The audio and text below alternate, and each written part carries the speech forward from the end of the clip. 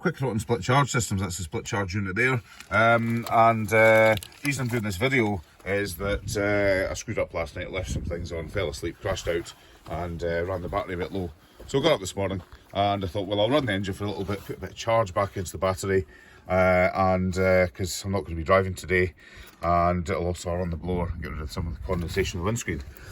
But the reason I'm doing this video is you've got to be careful if your van's stationary and you're running the engine with the split charge on. I've got round here the isolator switch, so I can control the split charge. I try not to use it because they can be quite aggressive in charging the batteries. But this thing here is the alternator.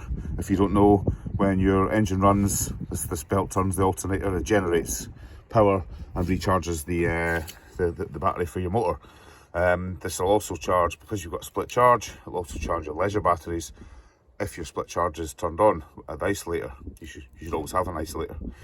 But alternators are not designed to be under load, i.e. doing lots of charging while the vehicle is stationary, because inside these fins here, there's like a fan. This shaft spins and there's fan blades, and they cool the electrics inside here. It's basically like a big electric motor if you don't know. But if you're sitting stationary and just with the motor on tick over, it's going to, and the split charge kicks in, it's going to put a load into that.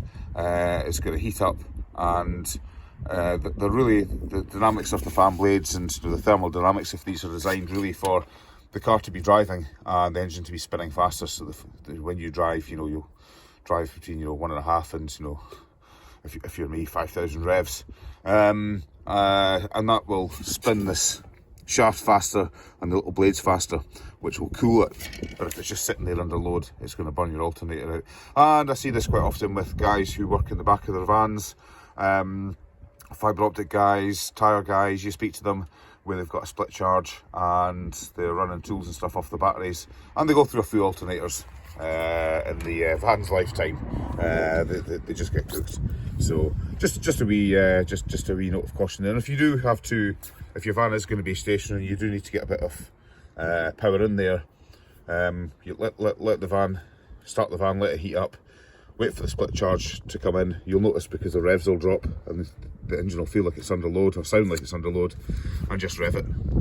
Just bring it up to say 2,500 revs. It will help. So yeah, there you go.